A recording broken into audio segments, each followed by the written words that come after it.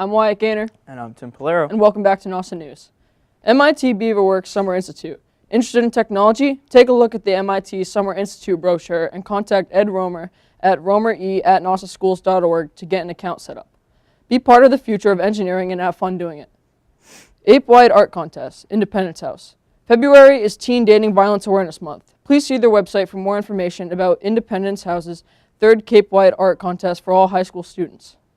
Deadline for submissions is January 31st, 2018. The celebration event for all students is February 15th, 2018 at the Doubletree Hotel in Hyannis. All information can be accessed on their teen website. Looking for pennies. Don't toss those pennies into a fountain. Mrs. Ogden is looking for pennies for a collaborative sculpture. Any and all donations are welcome and very appreciated. Teachers, please have students drop off all donations at Art Room C101 or toss into the collection jar in their library. Community service. Volunteers needed, Brewster Recreation, youth basketball. Duties include scorekeeping, light cleaning in the gymnasium. Location at Eddy Elementary School. Dates and times, Mondays and Wednesdays, evenings from 5 to 7:30 p.m., January through early March. If interested, contact Mike Grodon, 508-896-9430. Family Pantry in Harwich. The Family Pantry of Cape Cod needs volunteers on Saturdays. Shifts are between 7 a.m. and 2 p.m. The pantry is very flexible and there is no commitment needed if you can't do it every Saturday. It's located in Harwich. For more information, please call the Family Pantry at 508-432-6519. Now on to Tim. Thanks, Wyatt. All right, so for this week's NASA News, we start off with the top story, which will be on the scholarship booklet and its process. That will be explained by Tori Shee and Abby Wright. Then we have this week's High Five student, which is Bennett Deering, and he will be interviewed by James McCulley. Things to Do, also by Tori Shee and Abby Wright. Sports, by Josh Devlin and Parker Cameron. This week's health tip is on healthy habits in the new year and will be done by Noah Denzina. Political Spotlight by Jack Auer. Fashion Tip by Nicole Shealy. This week's special report will explain the Naviance program that will be done by Jordan Auer. And lastly, Student Council by Isabel Murrow. That's all for the lineup. I'm Tim Polero. And I'm Wyatt Gaynor. And on to your top story. Hi, I'm Abby Wright. And I'm Tori Shee. Here with this week's top story. Today we're going to be talking about all of the scholarships that NASA Regional High School offers and the process that you need to go through in order to submit all of your applications. So Tori, what do you know any scholarships that you're planning on applying to? Well, so far I've already applied to one scholarship. It's not through NASIT, but it's through girls or guys who work in the golf industry. And if you've worked like caddying or working in a pro shop or working in the cart area for golf courses, you can apply for it. And it's a really big scholarship. It's called the WeMint Scholarship. And all the information is online, and it's a really big one to apply for. So I highly recommend doing that if you work in the golf industry. And then I'm also applying for one that NASIT offers, which is the Captain's Women's Association Golf Scholarship. And that's awarded to a girl who plays golf for NASIT, and then they also have one for the boys team as well. So that's what I'm planning on applying for. What about you, Abby? Well, I'm planning on applying to a couple of scholarships through the Women of Fishing Families Foundation, both the Allison Barry Scholarship and the Brad Liska Scholarship. They're both in memory of people in the fishing family industry who actually both lived in Chatham, where I live, who passed away over the last few years. So it's really close to home for me and very special. So definitely planning on applying to those. Awesome. And now there are a lot of specific scholarships you can apply for. There are some through sports teams, like I said, with golf, but they also have maybe swim or baseball, depends on whatever sports you play. And then they also have through music departments, acting, and then also depending on which town you live in. And you can find all those specifics on your Naviance account under the Documents Listed tab. So if you look more closely at the scholarship packet, which we'll show in a minute, each scholarship does have specific eligibility. Some require additional essays for each scholarship that you apply for, and others, most of them, actually require a cover letter. But majority of the time, it's going to be pretty much the same cover letter for most of your scholarships, so you won't have to worry about writing multiple letters, just making tweaks according to the scholarship that you're applying for. And then also with your scholarships, you're going to need to submit your the first page of your FAFSA form. So if you print out a few copies of that and then attach that with your scholarships, you'll be all set. So some tips for applying for all of your scholarships. Make sure to keep track of all of your deadlines, because once the deadline passes, there's really no going back on it, so make sure you're keeping track of those. Make sure you're stapling multiple pages together of a scholarship application, and to not use envelopes. That's a specific request from the guidance department. And make sure you deliver all applications directly to Mrs. McDonald in the main office. Also, finally, one of the most important tips is to apply for every scholarship that you might be eligible for, regardless of whether you think you'll get it or not. There's money everywhere, and there's something for everyone, as we said before. So make sure you're looking at everything very closely. Exactly. So I'm Tori Shee. And I'm Abby Ray. And that has been this week's top story. Hello, I'm Noah Zadzina, and I'm back with another health tip. Today, we are going to talk about some common healthy habits you should be starting as we enter the new year. Let's begin with exercise, which is a common resolution for many people. While many people slack off on exercise after a week or two, exercise has tremendous benefits. Short term, it can improve your mood, reduce stress, and even help your brain work better. Long term, it can help prevent a variety of health problems like obesity, heart disease, diabetes, and even cancer. While many people have a hard time staying dedicated, it will form a habit after 3 weeks and become much easier. Another great habit to get into is to eat a healthy breakfast with protein in it. Eating within 90 minutes of waking up will start your metabolism and prevent you from getting too hungry and overeating later in the day. Additionally, make sure to wash your hands often and for 20 seconds whenever you do. The best way to avoid getting sick is to keep your hands clean. Another good habit to get into is to keep up good dental health habits such as brushing your teeth and flossing your teeth, as getting a dental infection could contribute to heart disease, diabetes, and even premature underweight births. A lot of people have trouble keeping up good habits throughout the year, so here's a few strategies to help keep these habits going strong. Start out with small steps to make sure your goal is reachable. In addition, it can be helpful to share these goals with friends and family and ask for support if needed. One good trick to help could be keeping a log of what you do, particularly for exercise, to keep track of everything that you do or don't do on a day-by-day basis. Make sure to do things that work for you and help you become the healthiest person you can be. I'm Noah Zadzina, and this has been your health tip. Hi, I'm James McCulley, and I'm with Bennett Deering for this week's High Five Student of the Week. So Bennett, when did you first find an interest in woodworking?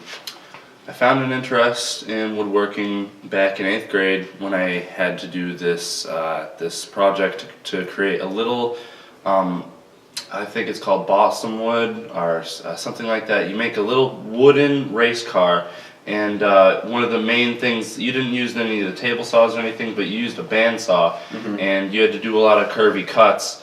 And I thought that was pretty cool, just kind of designing like a shape of a little wooden car. But then once I got to high school and to Mr. Carl Hoyt's class, it got a lot more technical in how to fit pieces together, and I was introduced to the whole philosophy of woodworking, in which boards fit into joints, and you have to cut joints to fit different boards into them.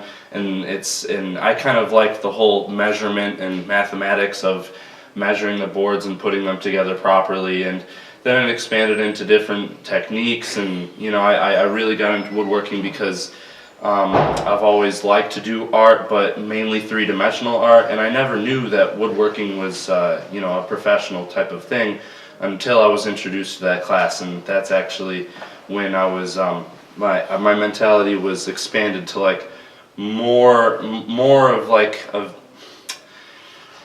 how do I say, like, I was able to construct lots of different 3D shapes of like, different projects in my head. And after like a bunch of sketches, I got into like computer programming and found out how to do three-dimensional models of different tables and boxes, and it all sort of just made sense mathematically.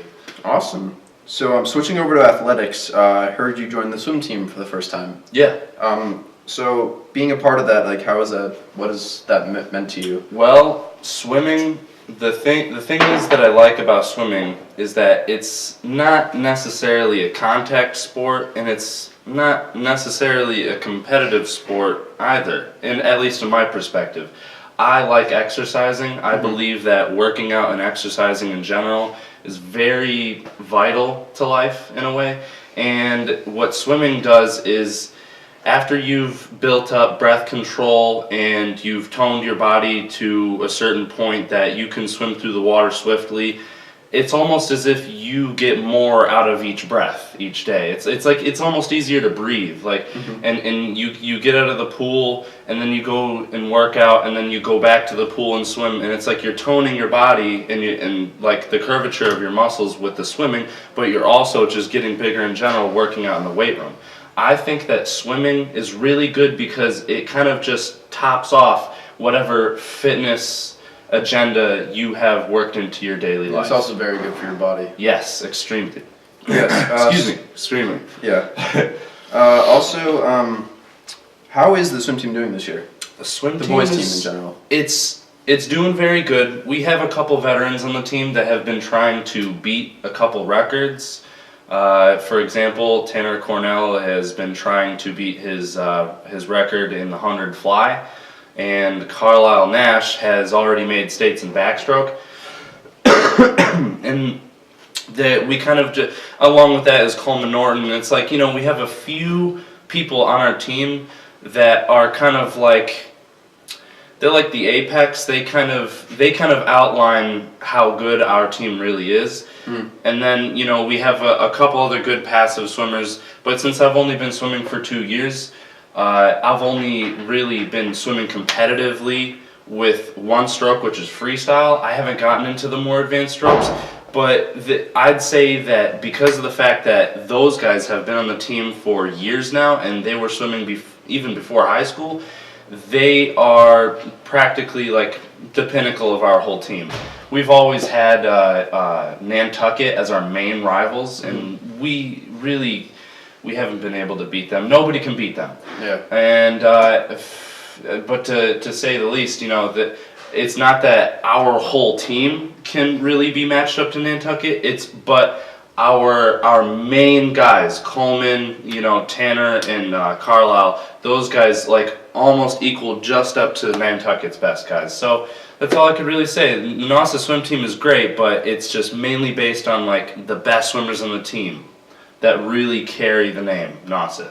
And I hear you do the hardest high school event, which is the 500 freestyle. Yep. What do you think about when you're doing those 20 laps of the pool? I really love it, actually. I think it's great because the thing is you have the least amount of pressure, the least amount of mental pressure. All you're doing is just jumping into the pool and just swimming for a while. Everybody on the sidelines, they're kind of just relaxing for a while. All you're doing is you're just swimming. And of course, you know, lots of people view keeping that pace as a very difficult task. But eventually, after you get your endurance built up, it's really just, it's actually quite easy. It's very relaxing. You're not pressured. You're hoping to get a better time, but it's kind of hard to control a very consistent pace through the whole thing. So it's kind of like, you know, I don't know. It's you can't really. You just gotta. You have to build up your endurance, and you have to give it time and just swim through the season. And most likely your times for the 500 will be much better by the end of the season than they would have been during the beginning, because all it is endurance. But it's easy because it's relaxing. It's no pressure. You know, you're not doing a 50, swimming there and back as fast as you can. You have to jump off as soon as, you know, the sound goes off. It's not really like that. You know, it's actually quite easy. But people don't like it because it's tiring. But that's all I really have to say about the 500, yeah. All right, awesome. All right, well, here's your high five. Yeah, hell yeah, man. And we'll see you next week, NASA News. Hi, I'm Nicole Sheely, and this is your fashion tip. Here are some tips to staying warm yet fashionable all winter long. It is essential to become a layering pro. Layering is always on trend in the winter because it's a practical way to dress when it's really cold. Some creative ways to layer are throwing on tights underneath ripped jeans for an extra warmth. They also look very cute peeking out, but give you a little bit something extra so you're not freezing. You can also put a sweater on over your long sleeve t-shirt for extra warmth. Another tip is to embrace fur. Well, faux fur, of course. There aren't many redeeming factors about living through cold weather fashion-wise, but it is the only time during the year that you can wear fur. Lastly, experiment with scarves. Scarves can be worn in many more ways than simply wrapping around your neck. In winter is the perfect time to experiment. You can belt it on top of a jacket or just wear it around your head. Stay warm and safe this winter. I'm Nicole Shealy, and that was your fashion tip. Hello, I'm Jordan Hour, and this week I have your special report. Today I'll be telling you about the college planning program and ambiance. Throughout the year, the guidance department will be contacting sophomores to create an account. This tool allows students to take a survey that will tell them a good future career that aligns with their interests and passions.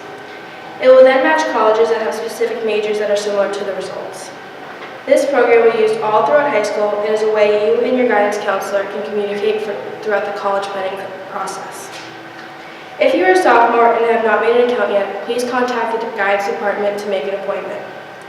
Thank you, I'm Jordan Hour, and this has been your special report. Have a great weekend. Hi, I'm Tori Shee. And I'm Abby Wright. With this week's Things to Do. With the holidays behind us, it may seem like there aren't a lot of things to do around Cape Cod. However, there are a lot of fun activities to be doing. First, Saturday, January 13th at the Wellfleet Preservation Hall at 7:30 is the Cool for Fuel benefit event. Sunday, January 14th at 11:45 at the West Dennis Community Church is a free community luncheon. For the kids, Monday, January 15th is Lego Fun at the Brooks Free Library in Harwich, starting at 3 p.m. Tuesday, the 16th at the Hyannis Public Library is Pajama Story Night at 5 p.m.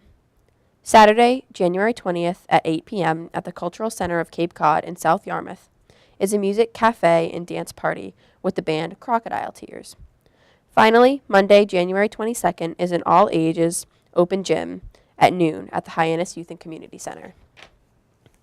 With winter in full swing these next few weeks, it's crucial to stay busy and have fun. And with these activities, everyone is sure to do just that. Now over to Abby with some new and exciting movies. Here are some new movies that you and your family can go see this week. First, The Greatest Showman is rated PG and runs 1 hour and 45 minutes. This film is a musical that follows P.T. Barnum, a visionary who rose from nothing to create a spectacle that became a worldwide sensation. It stars Hugh Jackman, Zac Efron, and Zendaya, and 95% of Google users enjoyed it, and it received an 8 out of 10 on IMDb. Next, Pitch Perfect 3 is rated PG-13 and runs 1 hour and 34 minutes. This movie follows the Bellas, a group of a cappella singers who are having trouble finding jobs following their world championship win. When they are given the opportunity to do a tour overseas, the group will come together to make music one last time. 90% of Google users enjoyed this movie, and it received a 6.3 out of 10 on IMDb. Finally, The Post is rated PG-13 and runs 1 hour and 55 minutes. This movie follows Katharine Graham, the first female publisher of the Washington Post, who tries to keep up with the New York Times to expose a massive cover-up of government secrets. This movie got a 6.8 out of 10 on IMDb, and 87% on Rotten Tomatoes, and 70% of Google users enjoyed it. I'm Abby Wright. And I'm Tori Shee. And this has been this week's Things to Do. Hello, I'm Isabel Merle, and welcome back to this week's Student Council Report. I hope all of you had a safe and happy New Year. The Student Council has kickstarted 2018 by beginning their preparation for the CMASC Winter Conference and the MASC Spring Conference.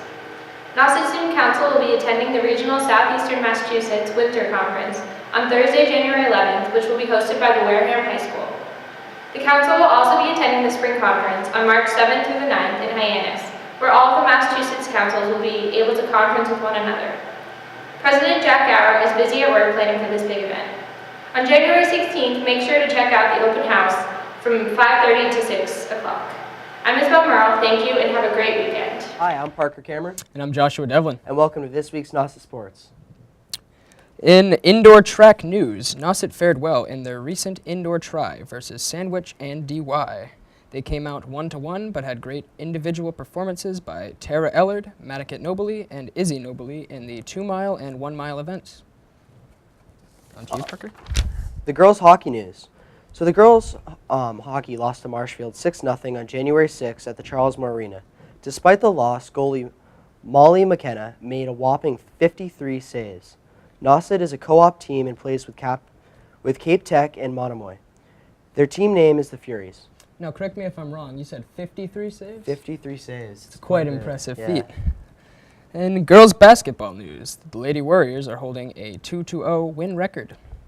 Players such as Francesca Ganella, a forward, and Reagan Meehan, guard, are helping lead our ladies to victory. On to wrestling. Eli Wilson is highlighting the Nauset wrestling team so far this year at the 195-pound division. He is really cleaning up. He just won the overall title at the Cohasset Invitational January 6th, and that's after winning a tournament over the holiday break. Also doing well this year is Isaiah Honeycutt, Sherman Morrell, and Ethan Freaking Still, as they like to call him. As for boys basketball news, guard Charlie Campbell has become the 8th member of the Nauset 1,000 career points scored banner. Congratulations to Charlie and the boys with their 2-2 record. It's quite an accomplishment for Charlie. Indeed it is. So now on to swimming. The swim team is having one of their best seasons on date. Jack Johnson, Carlisle Nash, Coleman Norton, and Tanner Cornell have all made state qualifying times. Congratulations. For the girls, Gabby Dodoli qualified in the 100-yard butterfly. Other girls doing well are Hannah Brunell, Katie Walter, and Molly Rudman. Good luck, swimmers. I'm Joshua Devlin. And I'm Parker Cameron. And this has been Nauset Sports. Good evening, I'm Jack Hauer, and welcome to this week's Political Spotlight. It was another busy week in Washington, D.C., so let's jump right into it. First, our nation's capital is dealing with the fallout of the release of Fire and Fury inside the Trump White House, the book by Michael Wolff that details the behavior of United States President Donald Trump. Trump sent a cease and desist letter to the book's publisher in an effort to stop its release, but the publisher instead moved up the publication date to January 5th. Right now, the book is all anyone can talk about, especially news anchors. Trump denies many of the assertions in the book, calling it a complete work of fiction.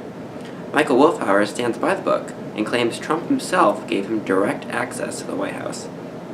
Additionally, this week, Trump is going to war with Steve Bannon, labeling his former chief strategist as sloppy. Bannon interviewed for Fire and Fury and stated the meeting that took place between Donald Trump Jr. and the Russians at Trump Tower was treasonous. In response, Trump released a blistering statement declaring when he was fired from the White House, Steve Bannon not only lost his job, he lost his mind. With the 2018 midterm elections coming up, this relationship will be interesting to watch, for Bannon has stated in the past that he is going to war with the GOP establishment. Finally, in the coming weeks, watch for Congress to take action on issues such as immigration and infrastructure, particularly DACA. This has been this week's Political Spotlight with Jack Hauer. Thank you, and stay informed. My name is Matthew Campbell, and I'm here with Laven, and I'm here with your talent search of the week. So, Laven, what's your special talent? I just made this table in wood shop, and yeah. Nice. How long did it take you to make it? Like three weeks, yeah. Oh, nice. And like I could see that on the back of it, you got some like symbols and like sports signs. What can you tell me a little bit about that? Yeah, so it's just like that I'm here in Massachusetts, and it's just like the sports teams, Celtics, Red Sox, Patriots, and then it says like Cape Cod, New England. It just like shows where we are, where I am right now, and yeah. Yeah, that's nice. And how long have you been like doing woodworking? That's my first year now, and yeah, I hope I can take it next term too. Oh, that'd be nice. Thank you. Thank you very much.